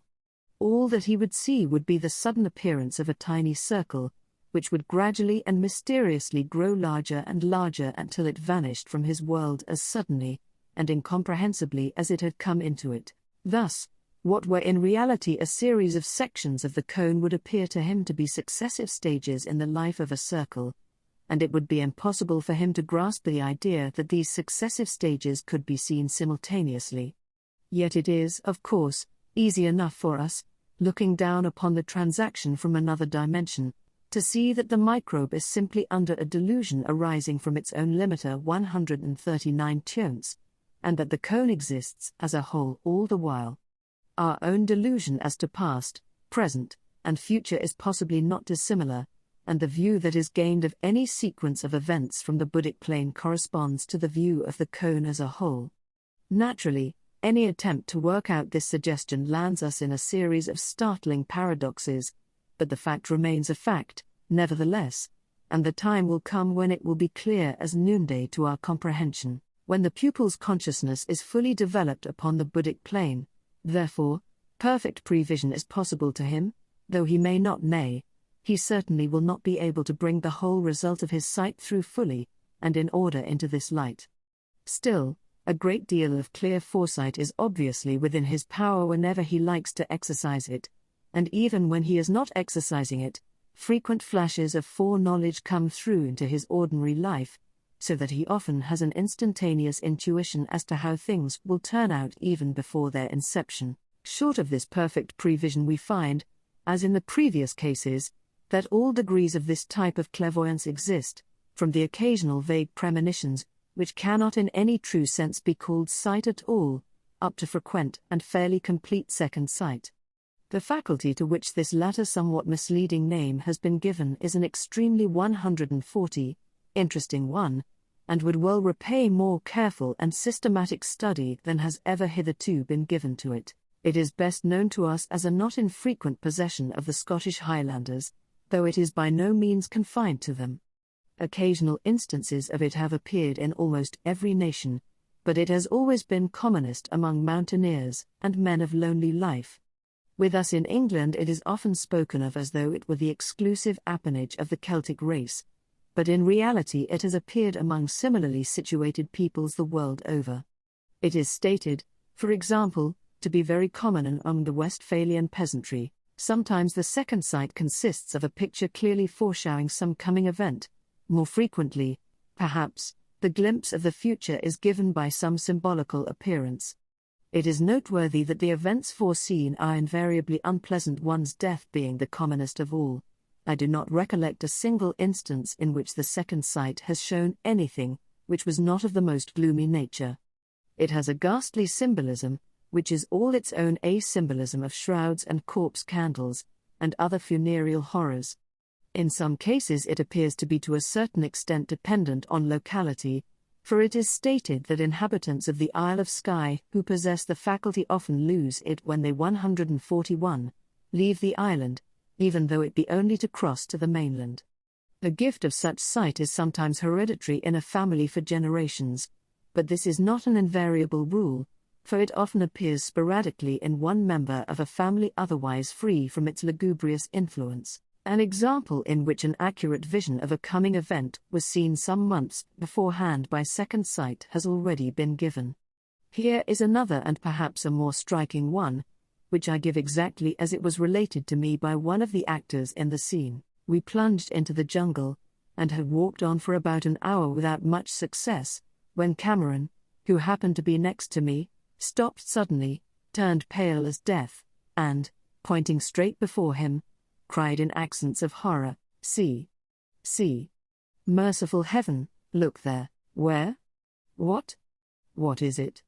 we all shouted confusedly, as we rushed up to him and looked round in expectation of encountering a tiger, a cobra, we hardly knew what, but assuredly something terrible, since it had been sufficient to cause such evident emotion in our usually self-contained comrade. But neither tiger nor cobra was visible, nothing, but Cameron pointing with ghastly, haggard face and starting eyeballs at something we could not see. "Cameron! Cameron!" cried I, seizing his arm, "for heaven's sake, speak! What is the matter?" 142. Scarcely were the words out of my mouth when a low, but very peculiar sound struck on my ear, and Cameron, dropping his pointing hand, said in a hoarse, strained voice, "There! You heard it? Thank God it's over," and fell to the ground insensible. There was a momentary confusion while we unfastened his collar, and I dashed in his face some water which I fortunately had in my flask, while another tried to pour brandy between his clenched teeth, and under cover of it I whispered to the man next to me, one of our greatest skeptics, "By the way, Beauchamp, did you hear anything?" "Why, yes," he replied, "a curious sound, very, a sort of crash or rattle far away in the distance, yet very distinct. If the thing were not utterly impossible, I could have sworn it was the rattle of musketry." "Just my impression," murmured I, "but hush. He is recovering." In a minute or two he was able to speak feebly, and began to thank us and apologize for giving trouble, and soon he sat up, leaning against a tree, and in a firm, though still low voice said, "My dear friends, I feel I owe you an explanation of my extraordinary behavior. It is an explanation that I would fain avoid giving, but it must come some time, and so may as well be given now. You may perhaps have noticed that when during our voyage you all joined in scoffing at dreams, portents 143, and visions, I invariably avoided giving any opinion on the subject. I did so because, while I had no desire to court ridicule or provoke discussion, I was unable to agree with you, knowing only too well from my own dread experience that the world which men agree to call that of the supernatural is just as real as, nay, perhaps, even far more real than this world we see about us. In other words, I, like many of my countrymen, am cursed with the gift of second sight, that awful faculty which foretells in vision calamities that are shortly to occur. Such a vision I had just now, and its exceptional horror moved me as you have seen. I saw before me a corpse, not that of one who has died a peaceful natural death, but that of the victim of some terrible accident, a ghastly, shapeless mass, with a face swollen, crushed, unrecognizable. I saw this dreadful object placed in a coffin, and the funeral service performed over it. I saw the burial ground, I saw the clergyman, and though I had never seen either before, I can picture both perfectly in my mind's eye now. I saw you, myself, Beauchamp, all of us and many more, standing round as mourners. I saw the soldiers raise their muskets after the service was over.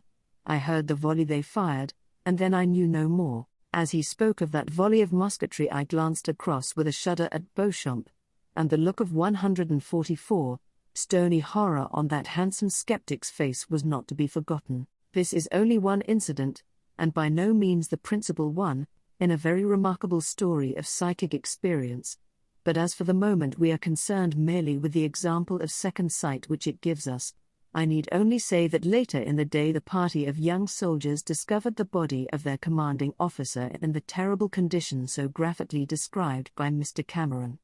The narrative continues: when, on the following evening, we arrived at our destination, and our melancholy deposition had been taken down by the proper authorities, Cameron and I went out for a quiet walk, to endeavor with the assistance of the soothing influence of nature to shake off something of the gloom which paralyzed our spirits. Suddenly he clutched my arm, and, pointing through some rude railings, said in a trembling voice, "Yes, there it is. That is the burial ground I saw yesterday."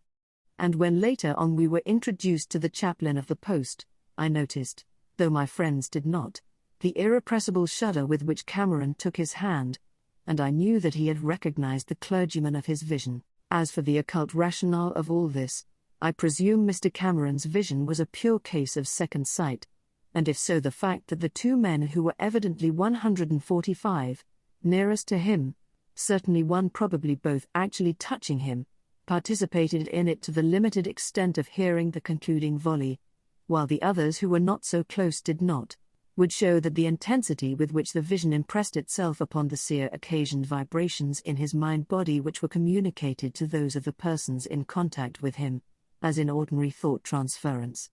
Anyone who wishes to read the rest of the story will find it in the pages of Lucifer, Volume 20, p.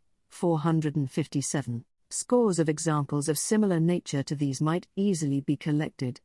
With regard to the symbolical variety of this sight, it is commonly stated among those who possess it that if on meeting a living person they see a phantom shroud wrapped around him, it is a sure prognostication of his death. The date of the approaching decease is indicated either by the extent to which the shroud covers the body, or by the time of day at which the vision is seen, for if it be in the early morning they say that the man will die during the same day, but if it be in the evening, then it will be only some time within a year. Another variant, and a remarkable one, of the symbolic form of second sight, is that in which the headless apparition of the person whose death is foretold manifests itself to the seer. An example of that class is given in Signs Before Death as having happened in the family of Dr. Ferrier, though in that case, if I 146, recollect rightly, the vision did not occur until the time of the death, or very near it. Turning from seers who are regularly in possession of a certain faculty, although its manifestations are only occasionally fully under their control, we are confronted by a large number of isolated instances of prevision in the case of people with whom it is not in any way a regular faculty. Perhaps the majority of these occur in dreams, although examples of the waking vision are by no means wanting. Sometimes the prevision refers to an event of distinct importance to the seer, and so justifies the action of the ego in taking the trouble to impress it. In other cases, the event is one which is of no apparent importance, or is not in any way connected with the man to whom the vision comes.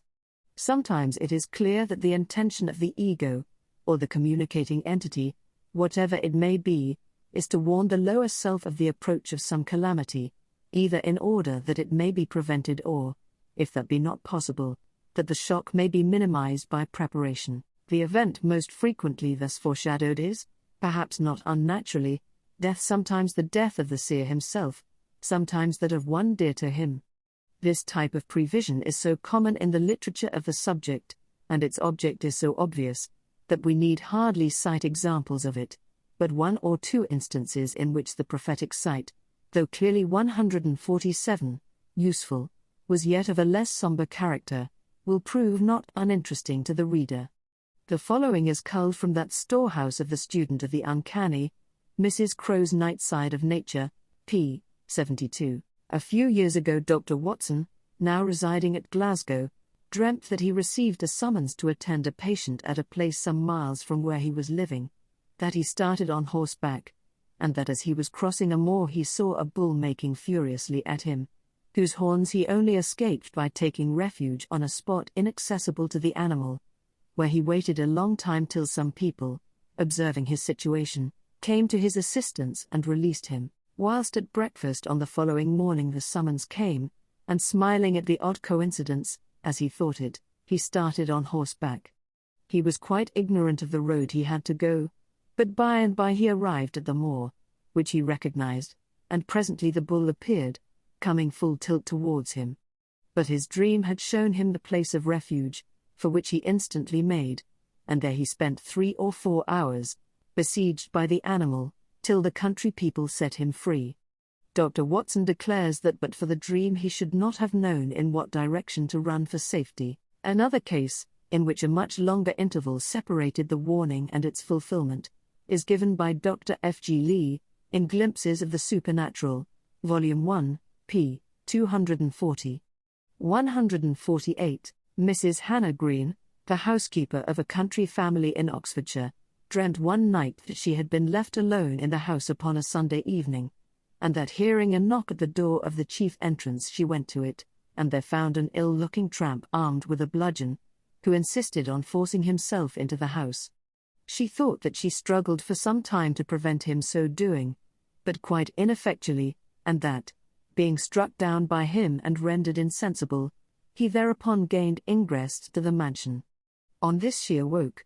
As nothing happened for a considerable period, the circumstance of the dream was soon forgotten, and, as she herself asserts, had altogether passed away from her mind. However, 7 years afterwards this same housekeeper was left with 2 other servants to take charge of an isolated mansion at Kensington, subsequently the town residence of the family, when on a certain Sunday evening, her fellow servants having gone out and left her alone, she was suddenly startled by a loud knock at the front door. All of a sudden the remembrance of her former dream returned to her with singular vividness and remarkable force, and she felt her lonely isolation greatly. Accordingly, having at once lighted a lamp on the hall table, during which act the loud knock was repeated with vigor, she took the precaution to go up to a landing on the stair and throw up the window. 149. And there to her intense terror she saw in the flesh the very man whom years previously she had seen in her dream, armed with a bludgeon and demanding an entrance. With great presence of mind she went down to the chief entrance, made that and other doors and windows more secure, and then rang the various bells of the house violently, and placed lights in the upper rooms. It was concluded that by these acts the intruder was scared away. Evidently in this case also the dream was of practical use, as without it the worthy housekeeper would without doubt from sheer force of habit, have opened the door in the ordinary way in answer to the knock. It is not, however, only in dream that the ego impresses his lower self with what he thinks it well for it to know. Many instances showing this might be taken from the books, but instead of quoting from them I will give a case related only a few weeks ago by a lady of my acquaintance, a case which, although not surrounded with any romantic incident, has at least the merit of being new. My friend, then, has 2 quite young children, and a little while ago the elder of them caught, as was supposed, a bad cold, and suffered for some days from a complete stoppage in the upper part of the nose.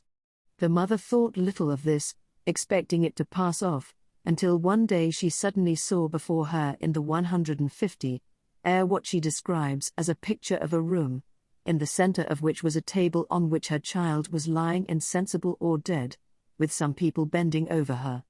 The minutest details of the scene were clear to her, and she particularly noticed that the child wore a white nightdress, whereas she knew that all garments of that description possessed by her little daughter happened to be pink. This vision impressed her considerably, and suggested to her for the first time that the child might be suffering from something more serious than a cold, so she carried her off to a hospital for examination. The surgeon who attended to her discovered the presence of a dangerous growth in the nose, which he pronounced must be removed. A few days later the child was taken to the hospital for the operation, and was put to bed. When the mother arrived at the hospital she found she had forgotten to bring one of the child's nightdresses, and so the nurses had to supply one, which was white. In this white dress the operation was performed on the girl the next day, in the room that her mother saw in her vision, every circumstance being exactly reproduced. In all these cases the prevision achieved its result, but the books are full of stories of warnings neglected or scouted, and of the disaster that consequently followed. In some cases the information is given to someone who has practically no power to interfere in 151, the matter, as in the historic instance when John Williams, a Cornish mine manager, foresaw in the minutest detail, 8 or 9 days before it took place, the assassination of Mr. Spencer Perceval, the then Chancellor of the Exchequer, in the lobby of the House of Commons. Even in this case, however, it is just possible that something might have been done, for we read that Mr. Williams was so much impressed that he consulted his friends as to whether he ought not to go up to London to warn Mr. Perceval. Unfortunately they dissuaded him, and the assassination took place. It does not seem very probable that, even if he had gone up to town and related his story, much attention would have been paid to him. Still there is just the possibility that some precautions might have been taken, which would have prevented the murder. There is little to show us what particular action on higher planes led to this curious prophetic vision. The parties were entirely unknown to one another, so that it was not caused by any close sympathy between them. If it was an attempt made by some helper to avert the threatened doom, it seems strange that no one who was sufficiently impressible could be found nearer than Cornwall. Perhaps Mr. Williams, when on the astral plane during sleep, somehow came across this reflection of the future, and being naturally horrified thereby, passed it on to his lower mind in 152, the hope that somehow something might be done to prevent it. But it is impossible to diagnose the case with certainty without examining the Akashic records to see what actually took place. A typical instance of the absolutely purposeless foresight is that related by Mr. Stead, in his Real Ghost Stories, p. 83, of his friend Miss Freer, commonly known as Miss X. When staying at a country house this lady, being wide awake and fully conscious, once saw a dog-cart drawn by a white horse standing at the hall door, with 2 strangers in it, one of whom got out of the cart, and stood playing with a terrier. She noticed that he was wearing an ulster, and also particularly observed the fresh wool marks made by the cart on the gravel. Nevertheless there was no cart there at the time, but half an hour later 2 strangers did drive up in such an equipage, and every detail of the lady's vision was accurately fulfilled. Mr. Stead goes on to cite another instance of equally purposeless prevision where 7 years separated the dream, for in this case it was a dream, and its fulfillment. All these instances, and they are merely random selections from many hundreds, show that a certain amount of prevision is undoubtedly possible to the ego, and such cases would evidently be much more frequent if it were not for the exceeding density and lack of response in the lower vehicles of the majority 153, of what we call civilized mankind, qualities chiefly attributable to the gross practical materialism of the present age. I am not thinking of any profession of materialistic belief as common, but of the fact that in all practical affairs of daily life nearly everyone is guided solely by considerations of worldly interest in some shape or other. In many cases the ego himself may be an undeveloped one, and his prevision consequently very vague. In others he himself may see clearly, but may find his lower vehicles so unimpressible that all he can succeed in getting through into his physical brain may be an indefinite presage of coming disaster. Again, there are cases in which a premonition is not the work of the ego at all, but of some outside entity, who for some reason takes a friendly interest in the person to whom the feeling comes. In the work which I quoted above, Mr. Stead tells us of the certainty which he felt many months beforehand that he would be left in charge of the Pall Mall Gazette, though from an ordinary point of view nothing seemed less probable. Whether that foreknowledge was the result of an impression made by his own ego or of a friendly hint from someone else, it is impossible to say without definite investigation, but his confidence in it was fully justified. There is one more variety of clairvoyance in time which ought not to be left without mention. It is 154, a comparatively rare one, but there are enough examples on record to claim our attention, though unfortunately the particulars given do not usually include those which we should require in order to be able to diagnose it with certainty. I refer to the cases in which spectral armies or phantom flocks of animals have been seen. In The Night Side of Nature, p. 462 et seq., we have accounts of several such visions. We are there told how at Havera Park, near Ripley, a body of soldiers in white uniform, amounting to several hundreds, was seen by reputable people to go through various evolutions, and then vanish, and how some years earlier a similar visionary army was seen in the neighborhood of Inverness, by a respectable farmer and his son. In this case also the number of troops was very great, and the spectators had not the slightest doubt at first that they were substantial forms of flesh and blood. They counted at least 16 pairs of columns, and had abundance of time to observe every particular.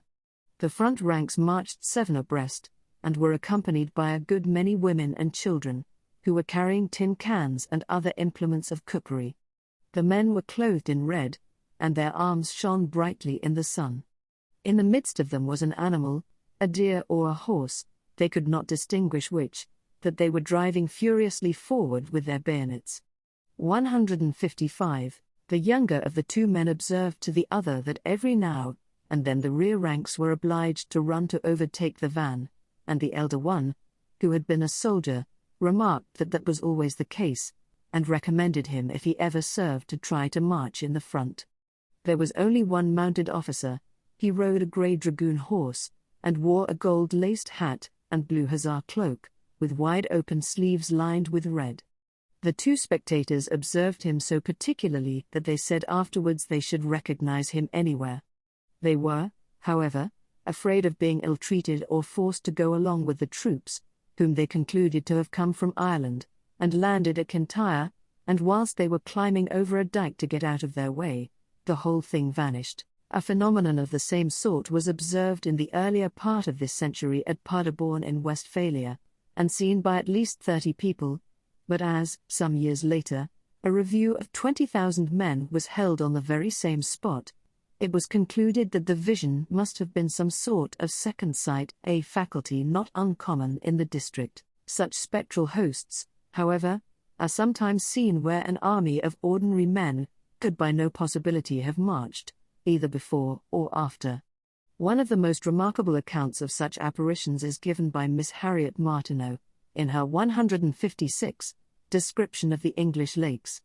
She writes as follows: This Sutra or Sutra Fell is the mountain on which ghosts appeared in myriads, at intervals during 10 years of the last century, presenting the same appearances to 26 chosen witnesses, and to all the inhabitants of all the cottages within view of the mountain, and for a space of 2 hours and a half at one time, the spectral show being closed by darkness. The mountain, be it remembered, is full of precipices, which defy all marching of bodies of men, and the north and west sides present a sheer perpendicular of 900 feet. On Midsummer Eve, 1735, a farm servant of Mr. Lancaster, half a mile from the mountain, saw the eastern side of its summit covered with troops, which pursued their onward march for an hour. They came, in distinct bodies, from an eminence on the north end, and disappeared in a niche in the summit. When the poor fellow told his tale, he was insulted on all hands, as original observers usually are when they see anything wonderful. 2 years after, Also on a Midsummer Eve, Mr. Lancaster saw some men there, apparently following their horses, as if they had returned from hunting. He thought nothing of this, but he happened to look up again 10 minutes after, and saw the figures, now mounted, and followed by an interminable array of troops, 5 abreast, 157, marching from the eminence and over the cleft as before. All the family saw this, and the manoeuvres of the force, as each company was kept in order by a mounted officer, who galloped this way and that. As the shades of twilight came on, the discipline appeared to relax, and the troops intermingled, and rode at unequal paces, till all was lost in darkness. Now of course all the Lancasters were insulted, as their servant had been, but their justification was not long delayed. On the Midsummer Eve of the fearful 1745, 26 persons, expressly summoned by the family, saw all that had been seen before, and more. Carriages were now interspersed with the troops, and everybody knew that no carriages had been, or could be, on the summit of Suter Fell. The multitude was beyond imagination, for the troops filled a space of half a mile, and marched quickly till night hid them still marching. There was nothing vaporous or indistinct about the appearance of these spectres. So real did they seem, that some of the people went up, the next morning, to look for the hoof marks of the horses, and awful it was to them to find not one footprint on heather or grass. The witnesses attested the whole story on oath before a magistrate, and fearful were the expectations held by the whole countryside about the coming events of the Scotch rebellion. It now comes out that 2 other persons had 158 seen something of the sort in the interval, viz., in 1743, but had concealed it, to escape the insults to which their neighbours were subjected. Mr. Wren, of Wilton Hall, and his farm servant, saw, one summer evening, a man and a dog on the mountain, pursuing some horses along a place so steep that a horse could hardly by any possibility keep a footing on it. Their speed was prodigious, and their disappearance at the south end of the fell so rapid, that Mr. Wren and the servant went up, the next morning, to find the body of the man who must have been killed. Of man, horse, or dog, they found not a trace, and they came down and held their tongues. When they did speak, they fared not much better for having 26 sworn comrades in their disgrace. As for the explanation, the editor of the Lonsdale magazine declared, Volume 2, p. 313, that it was discovered that on the Midsummer Eve of 1745 the rebels were exercising on the western coast of Scotland, whose movements had been reflected by some transparent vapour, similar to the Fata Morgana. This is not much in the way of explanation, but it is, as far as we know, all that can be had at present. These facts, however, brought out a good many more, as the spectral march of the same kind seen in Leicestershire in 1707, and the tradition of the tramp of armies over Helvellyn, on the eve of the Battle of Marston Moor. 159. Other cases are cited in which flocks of spectral sheep have been seen on certain roads, and there are of course various German stories of phantom cavalcades of hunters and robbers. Now in these cases, as so often happens in the investigation of occult phenomena, there are several possible causes, any one of which would be quite adequate to the production of the observed occurrences, but in the absence of fuller information, it is hardly feasible to do more than guess as to which of these possible causes were in operation in any particular instance. The explanation usually suggested, whenever the whole story is not ridiculed as a falsehood, is that what is seen is a reflection by mirage of the movements of a real body of troops, taking place at a considerable distance. I have myself seen the ordinary mirage on several occasions, and know something therefore of its wonderful powers of deception, but it seems to me that we should need some entirely new variety of mirage, quite different from that at present known to science, to account for these tales of phantom armies, some of which pass the spectator within a few yards. First of all, they may be, as apparently in the Westphalian case above mentioned, simply instances of prevision on a gigantic scale by whom arranged, and for what purpose, it is not easy to divine. Again, they 160 may often belong to the past instead of the future, and be in fact the reflection of scenes from the Akashic records, though here again the reason and method of such reflection is not obvious. There are plenty of tribes of nature spirits perfectly capable, if for any reason they wish to do so, of producing such appearances by their wonderful power of glamour. See Theosophical Manual, No. v. p. 60, and such action would be quite in keeping with their delight in mystifying and impressing human beings. Or it may even sometimes be kindly intended by them as a warning to their friends of events that they know to be about to take place. It seems as though some explanation along these lines would be the most reasonable method of accounting for the extraordinary series of phenomena described by Miss Martineau, that is, if the stories told to her can be relied upon. Another possibility is that in some cases what have been taken for soldiers were simply the nature spirits themselves going through some of the ordered evolutions in which they take so much delight, though it must be admitted that these are rarely of a character which could be mistaken for military maneuvers except by the most ignorant. The flocks of animals are probably in most instances mere records, but there are cases where they, like the wild huntsman of German story, belong to an entirely different class of phenomena, which is altogether 161, outside of our present subject. Students of the occult will be familiar with the fact that the circumstances surrounding any scene of intense terror or passion, such as an exceptionally horrible murder, are liable to be occasionally reproduced in a form which it needs a very slight development of psychic faculty to be able to see, and it has sometimes happened that various animals formed part of such surroundings, and consequently they also are periodically reproduced by the action of the guilty conscience of the murderer. See Manual v. p. 83. Probably whatever foundation of fact underlies the various stories of spectral horsemen and hunting troops may generally be referred to this category. This is also the explanation, evidently, of some of the visions of ghostly armies, such as that remarkable reenactment of the Battle of Edgehill which seems to have taken place at intervals for some months after the date of the real struggle, as testified by a justice of the peace, a clergyman, and other eyewitnesses, in a curious contemporary pamphlet entitled Prodigious Noises of War and Battle, at Edgehill, near Keynton, in Northamptonshire. According to the pamphlet, this case was investigated at the time by some officers of the army, who clearly recognized many of the phantom figures that they saw. This looks decidedly like an instance of the terrible power of man's unrestrained passions to reproduce themselves, and to cause in 162, some strange way a kind of materialization of their record. In some cases it is clear that the flocks of animals seen have been simply hordes of unclean artificial elementals taking that form in order to feed upon the loathsome emanations of peculiarly horrible places, such as would be the site of a gallows. An instance of this kind is furnished by the celebrated jibe ghosts, or ghosts of the gibbet, described in More Glimpses of the World Unseen, p. 109, as being repeatedly seen in the form of herds of misshapen swine-like creatures, rushing, rooting and fighting night after night on the site of that foul monument of crime.